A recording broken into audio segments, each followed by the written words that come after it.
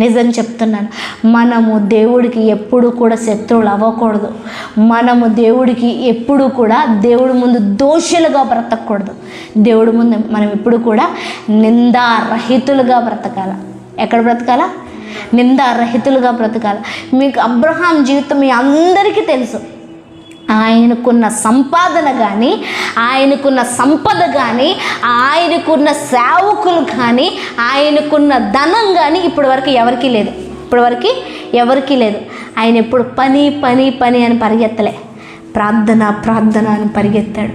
ఆయన ఎప్పుడు అది సంపాదించుకోవాలా ఇది సంపాదించుకోవాలనే ఆలోచన ఒత్తిడితో పరిగెత్తలేదు.